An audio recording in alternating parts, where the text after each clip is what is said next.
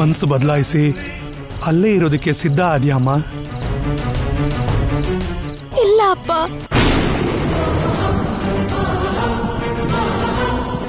ಮತ್ತೆ ಯಾಕಮ್ಮ ಅಲ್ಲಿಗೆ? ನನ್ ಕೃಷ್ಣ ಅಲ್ಲೇ ಇದ್ದಾನಲ್ಲ ಅಪ್ಪ. ನನ್ ಕೃಷ್ಣನ್ನ ಅಲ್ಲೇ ಬಿಟ್ ಬಂದ್ರೆ ಅವನ್ಗೆ ಪೂಜೆ ಯಾರ್ ಮಾಡ್ತಾರೆ? ಧೂಪ ದೀಪ ನೈವೇದ್ಯನ ಯಾರು ಏರ್ಪಾಡ್ ಮಾಡ್ತಾರೆ? ಹೋಗಿ ನನ್ ಕೃಷ್ಣನ್ ತಗೊಂಡ್ ಬರ್ಬೇಕು. ಬೇಗ ಬಂದ್ಬಿಡ್ತೀನಿ. ಬರ್ತೀನಪ್ಪ. ಶ್ಯಾಮ, ಶ್ಯಾಮ ನಿಂತ್ಕೋಮ್ಮ. ಶ್ಯಾಮ, ಶ್ಯಾಮ ನನ್ನ ಮಾತು ಕೇಳಮ್ಮ. ಶ್ಯಾಮ,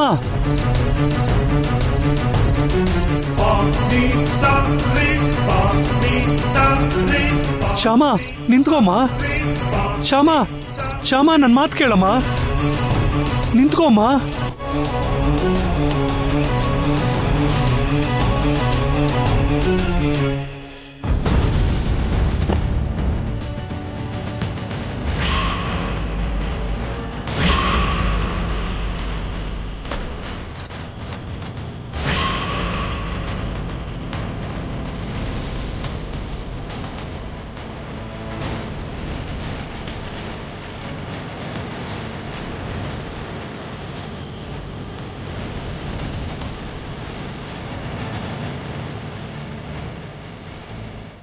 ನೀನು ಮನೆಗೆ ಬರ್ತಾ ಇದ್ದೆ ಅಲ್ವಾ?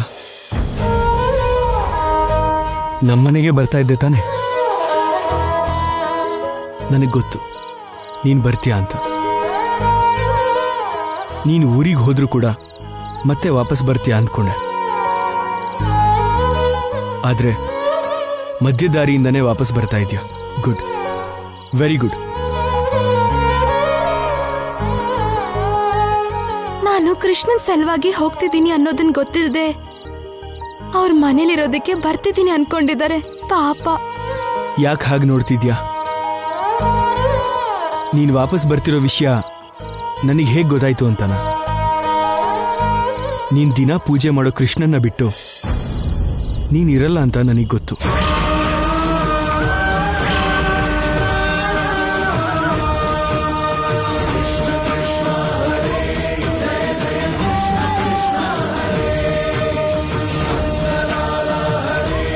ಆ ಕೃಷ್ಣನ್ನ ಕರ್ಕೊಂಡು ಹೋಗೋದಕ್ಕೆ ನೀನು ವಾಪಸ್ ಬರ್ತೀಯಾ ಅಂತ ನನಗೆ ಗೊತ್ತು.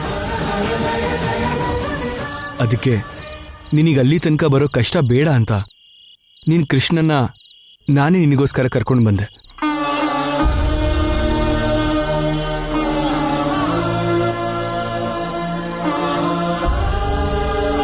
ನಾನು ಕೃಷ್ಣನ್ಗೋಸ್ಕರ ಬರೋದನ್ನ ಯೋಚನೆ ಮಾಡಿದ್ದಾರೆ ಅಂದ್ರೆ ನನ್ನ ಮನ್ಸನ್ನ ಎಷ್ಟು ಚೆನ್ನಾಗಿ ಅರ್ಥ ಮಾಡ್ಕೊಂಡಿದ್ದಾರೆ.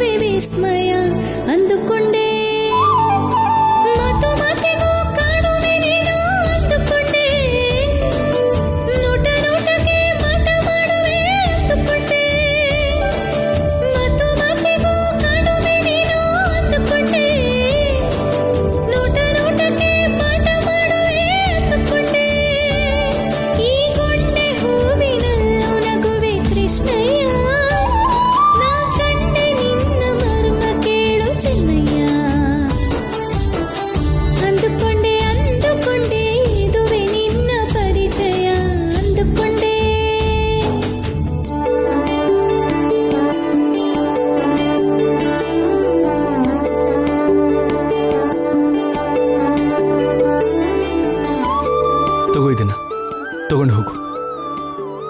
ನಿನ್ನ ಕೃಷ್ಣನ ಸಂತೋಷವಾಗಿ ಕರ್ಕೊಂಡು ಹೋಗು.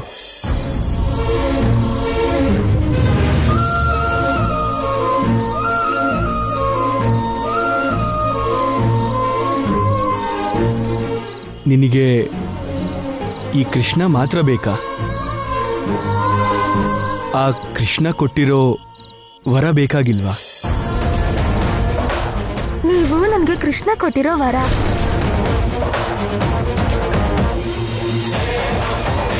ನೀನು ಯಾವಾಗಲೂ ಹೇಳ್ತಾ ಇರ್ತೀಯಲ್ವಾ, ಅಖಿಲ್ ಅವರೇ, ನೀವು ನನಗೆ ಕೃಷ್ಣ ಕೊಟ್ಟಿರೋ ವರ ಅಂತ. ಆ ವರ ನಿನಗೆ ಬೇಕಾಗಿಲ್ವಾ?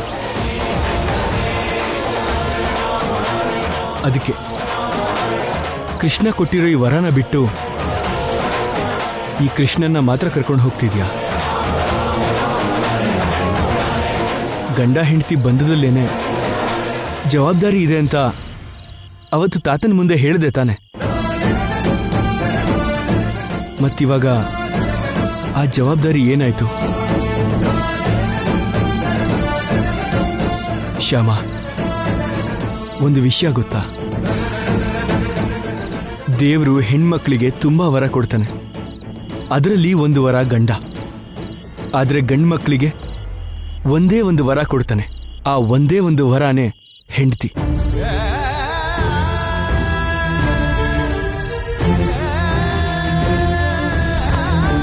ಆ ವರನ ನಾನು ಜವಾಬ್ದಾರಿ ಅಂತ ಸ್ವೀಕರಿಸಿದೆ.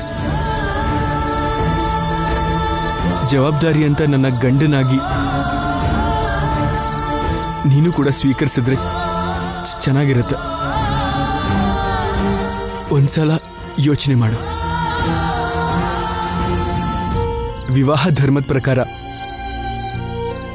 ಗಂಡ ಹೆಂಡತಿ ಇಬ್ರು ಒಟ್ಟಾಗಿರ್ಬೇಕು. ನೀನು ಹೇಗೆ ಕೃಷ್ಣ ನಿನ್ ಜೊತೆಗಿರ್ಬೇಕು ಅಂತ ಯಾವಾಗ್ಲೂ ಕೇಳ್ಕೋತೀಯೋ, ನಾನು ಕೂಡ ನಿನ್ ಜೊತೆ ಹಾಗೆ ಇರಬೇಕು ಅಂತ ಯಾವಾಗ್ಲೂ ಬೇಡ್ಕೊಂತೀನಿ. ಜೊತೆಗಿರೋದು ನಿನ್ ಮನೇಲಾಗ್ಲಿ ನಮ್ಮನೇಲಾಗ್ಲಿ ಪರವಾಗಿಲ್ಲ, ಜೊತೆಯಾಗಿರೋದು ಮಾತ್ರ ಬೇಕು. ಯೋಚನೆ ಮಾಡಿ ನಿನ್ನ ನಿರ್ಧಾರ ಹೇಳು.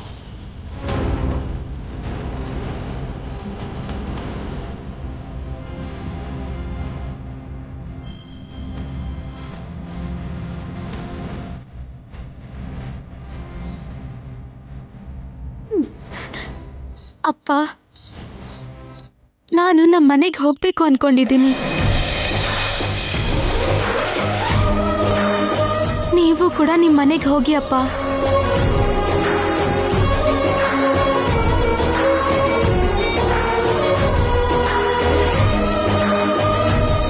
ಬನ್ನಿ, ನಮ್ಮ ಮನೆಗೆ ಹೋಗೋಣ.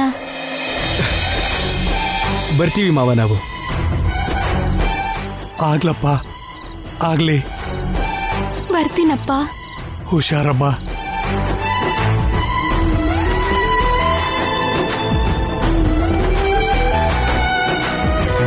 ಬಾಮ್ಮ, ಕೂತ್ಕೊಳ್ಳಮ್ಮ.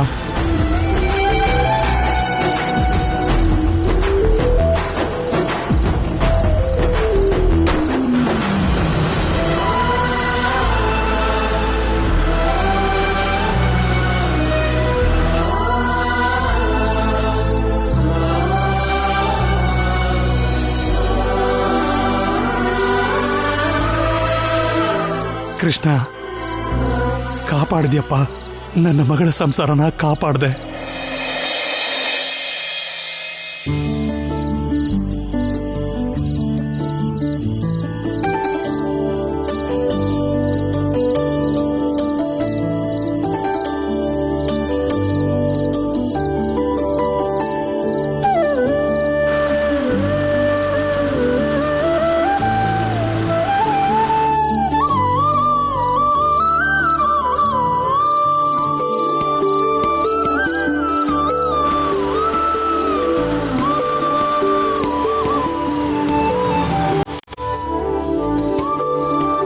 ಏನ್ ಶ್ಯಾಮ, ತಲೆ ಸುತ್ತಾ ಇದೆಯಾ? ಸ್ವಲ್ಪ ಸುಸ್ತಾಗ್ತಿದೆ ರೀ. ಸುಸ್ತಾಗ್ತಿದ್ಯಾ? ನೀನು ಬೆಳಗ್ಗೆಯಿಂದ ಏನೂ ತಿಂದಿಲ್ವಾ? ಇಲ್ಲ ರೀ, ಏನೂ ತಿಂದಿಲ್ಲ. ನಾನು ಸತ್ಯನ ನಿರೂಪಿಸೋ ತನಕ ಒಂದು ಹನಿ ನೀರು ಕುಡಿಯಲ್ಲ ಅಂತ ದೇವಸ್ಥಾನದಲ್ಲಿ ಪ್ರಮಾಣ ಮಾಡಿದ್ದೆ. ದೇವ್ರಿಗೆ ಕೊಟ್ಟಿರೋ ಮಾತನ್ನ ಉಳಿಸ್ಕೋಬೇಕಲ್ವಾ? ಅದಕ್ಕೆ ನಾನೇನೂ ತಿಂದಿಲ್ಲ. ಏನ್ ಶ್ಯಾಮ ಇದು? ಭಕ್ತಿ ಕೂಡ ಒಂದು ಲಿಮಿಟ್ ಇರಬೇಕು. ಶ್ಯಾಮ, ಮೊದಲ ಕೃಷ್ಣನ್ ಕೊಡು.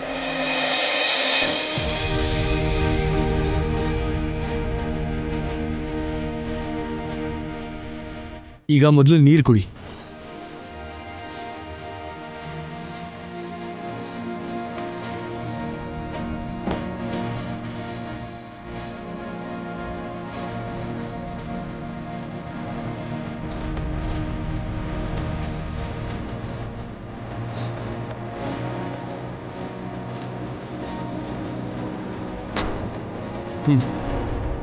ಅರ್ಜೆಂಟಾಗಿ ನೀನೇನಾದರೂ ತಿನ್ನಬೇಕು. ಹತ್ರನೇ ರೆಸ್ಟೋರೆಂಟ್ ಇದೆ, ಹೋಗೋಣ ನಡಿ.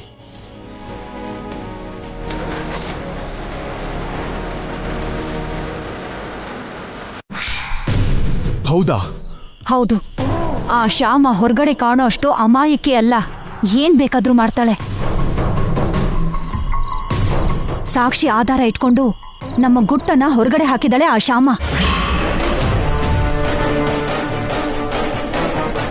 ಗುಟ್ಟೆಲ್ಲ ಹೊರಗಡೆ ಬಂದ್ರು ಭಗವಂತನ ದಯೆಯಿಂದ ಅದರಲ್ಲಿ ನನ್ ಪಾಲು ಇದೆ ಅನ್ನೋ ವಿಷಯ ಮಾತ್ರ ಹೊರಗಡೆ ಹಾಕಿಲ್ಲ.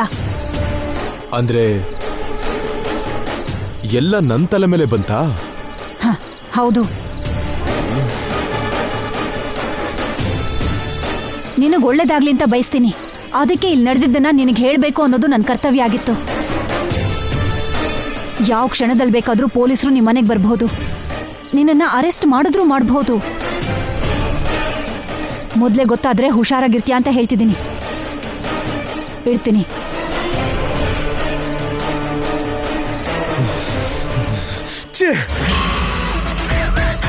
ಎಂತ ಮೋಸ! ಕಾಲ್ ಮೇಲ್ ಬಿದ್ದು ಬೇಡ್ಕೊ ಅಂತ ಅವಳಪ್ಪನ್ನ ನನ್ನ ಹತ್ರ ಕಳಿಸಿ ಅದನ್ನೆಲ್ಲ ವಿಡಿಯೋ ಮಾಡಿ ಅದನ್ನೇ ಸಾಕ್ಷಿಯಾಗಿ ಕಳಿಸಿದಾಳೆ ಆ ಶ್ಯಾಮ. ಆ ಸಾಕ್ಷಿನ ಇಟ್ಕೊಂಡು ನನ್ನ ಪೊಲೀಸಿಗೆ ಹಿಡ್ಕೊಳಕ್ ನೋಡ್ತಾ ಇದ್ದಾರೆ. ಅವಳನ್ನ ಹಲ್ಕಿತ್ ಹಾವು ಅನ್ಕೊಂಡಿದ್ದೆ. ವಿಷ ತುಂಬಿರೋ ಹಾವಾಗಿ ಹೆಡೆ ಎತ್ತಿದಾಳೆ. ಯಾವುದಕ್ಕೂ ಹೆದರ್ದೇ ಇರೋ ನಾನು ಆ ಪೊಲೀಸ್ ಕೇಸಿಂದ ಹೊರಗೆ ಬರೋದೇನು ದೊಡ್ಡ ಕೆಲಸ ಅಲ್ಲ. ಇನ್ನು ಉಳಿದಿರೋ ಕಷ್ಟ ಎಲ್ಲ ನಿನಗ್ ಶುರುವಾಗುತ್ತೆ ಶ್ಯಾಮ, ನಿನಗ್ ಶುರುವಾಗುತ್ತೆ. ಇಲ್ಲಿವರೆಗೂ ನನ್ನ ಟಾರ್ಗೆಟ್ ಆನಂದ ಗಜಪತಿ ವರ್ಮನ್ ಕುಟುಂಬದ ಮೇಲೆ. ಆದ್ರೆ ಈಗ ಆ ಕುಟುಂಬದಲ್ಲಿರೋ ನಿನ್ ಮೇಲೆ. ಎಸ್, ಈ ಕ್ಷಣದಿಂದ ನನ್ನ ಟಾರ್ಗೆಟ್ ನೀನೇ ನೀನೇ ನೀನೇ.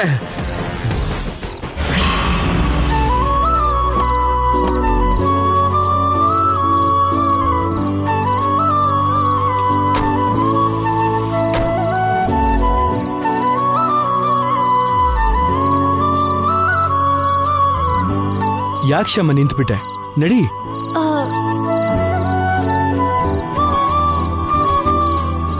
ಹೋಟೆಲ್ಗೆ ಬೇಡ ರೀ. ಯಾಕೆ? ಹೋಟೆಲ್ ತಿಂಡಿ ನನಗಿಷ್ಟ ಇಲ್ಲ. ಹಾಗಂದ್ರೆ ಹೇಗ್ ಶ್ಯಾಮ? ತುಂಬಾ ಸುಸ್ತಾಗಿರೋ ಹಾಗೆ ಕಾಣಿಸ್ತಿದ್ಯಾ. ಇವಾಗ ಏನಾದ್ರೂ ತಿನ್ಬೇಕು ನೀನು.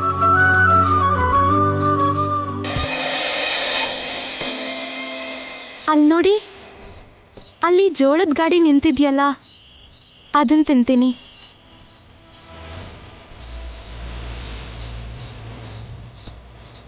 ನಿಂಬೆ ಹುಳಿ ಜೊತೆ ಉಪ್ಪು ಖಾರನೂ ಹಾಕೊಂಡು ತಿಂದ್ರೆ ತುಂಬಾ ಚೆನ್ನಾಗಿರುತ್ತೆ ರೀ. ಶ್ಯಾಮ, ರೋಡ್ ಸೈಡ್ ಫುಡ್ ತಿನ್ನೋದು ಅಷ್ಟು ಒಳ್ಳೇದಲ್ಲ ಶ್ಯಾಮ. ಸುಸ್ತಾದಾಗ ಸುಟ್ಟಿರೋ ಜೋಳ ತಿಂದ್ರೆ ಏನೂ ಆಗಲ್ಲ ರೀ, ತುಂಬಾ ಚೆನ್ನಾಗಿರುತ್ತೆ. ಸರಿ ನಡಿ.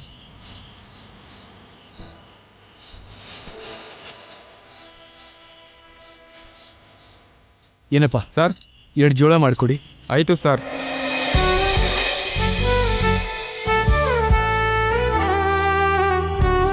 ತಗೊಳ್ಳಿ. ಇರಿ ಇರಿ, ಯಾವ್ದು ಸುಡ್ಬೇಕೋ ನಾನೇ ಹೇಳ್ತೀನಿ. ಸರಿ ಮೇಡಮ್.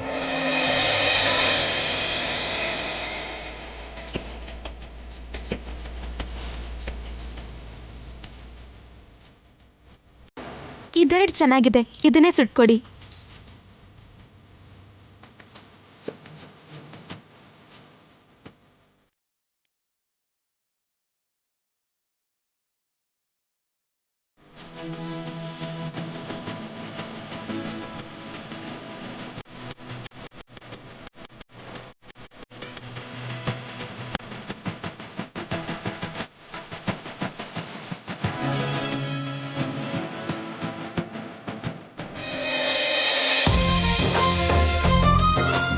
ಏನ್ರಿ ಹಾಗೆ ನೋಡ್ತಿದ್ದೀರಾ?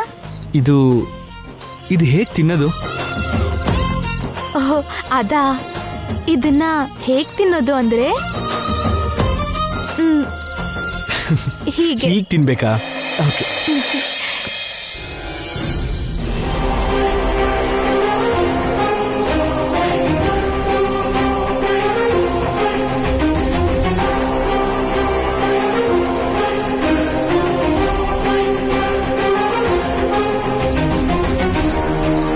ಇಷ್ಟೊತ್ತಾದ್ರೂ ಅಖಿಲ್ ಮನೆಗೆ ಬರ್ಲಿಲ್ವಲ್ಲ? ಆ ಶ್ಯಾಮಗೋಸ್ಕರ ಅದೆಲ್ಲೆಲ್ಲಿ ಹುಡುಕ್ತಿದ್ದಾನೋ ಏನೋ.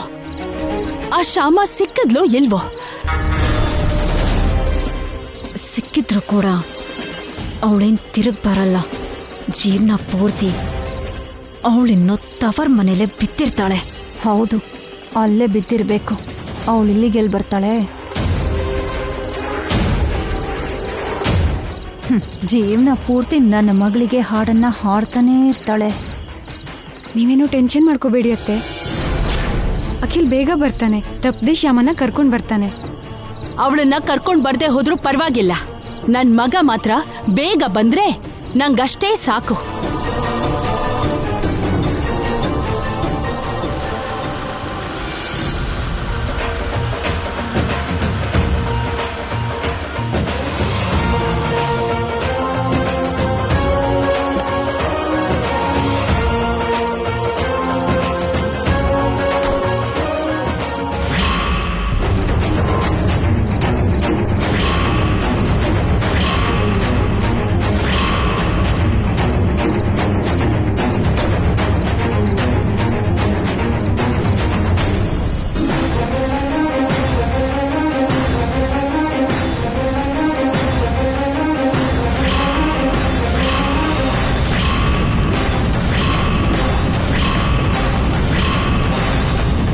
ಅಲ್ಲಿ ನೋಡು, ಮಗ ಸೊಸೆ ಬಂದ್ಬಿಟ್ರು. ನೋಡ್ದ್ಯಾ? ನೋಡ್ತಿದ್ದೀನಿ.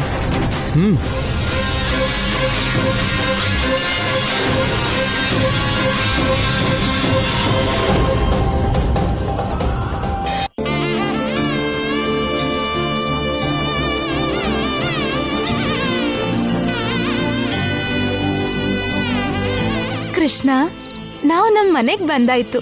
ಈಗ ನಿನಗ್ ಸಂತೋಷನಾ? ಇವಳೇನ್ ಮತ್ತೆ ಬಂದ್ಬಿಟ್ಲಲ್ಲ. ಇವಳು ಬೆನ್ನು ಬಿಡಲ್ಲ ಅನ್ಸತ್ತೆ. ಸತ್ರು ವಾಪಸ್ ಬರಲ್ಲ ಅನ್ಕೊಂಡ್ರೆ ಇಷ್ಟು ಬೇಗ ವಾಪಸ್ ಬಂದ್ಬಿಟ್ಲಲ್ಲ.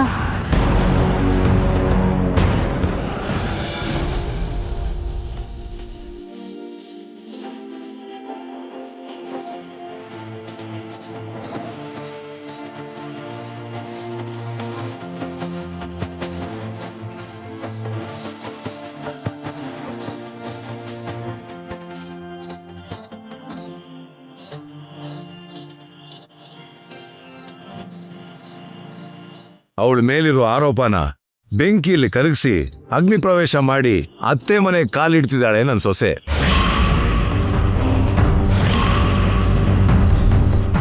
ಆರತಿ ತೆಗೆದು ಒಳಗ್ ಕರ್ಕೊಳ್ಳಿ ಅವಳನ್ನ.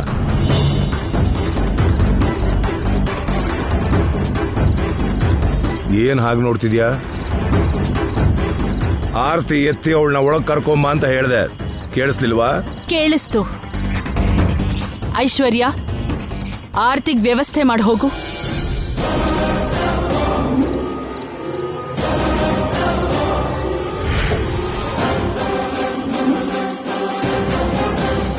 ಏನ್ ಹಾಗೆ ನೋಡ್ತಿದ್ಯಾ ಐಶ್ವರ್ಯ? ಈಗ ನಿನಗ್ ಕೇಳಿಸ್ಲಿಲ್ವಾ? ಕೇಳಿಸ್ತು ಮಾವ. ಮತ್ತೆ ಹೋಗಿ ಅದೇನ್ ಮಾಡ್ಬೇಕು ಮಾಡು. ಸರಿ.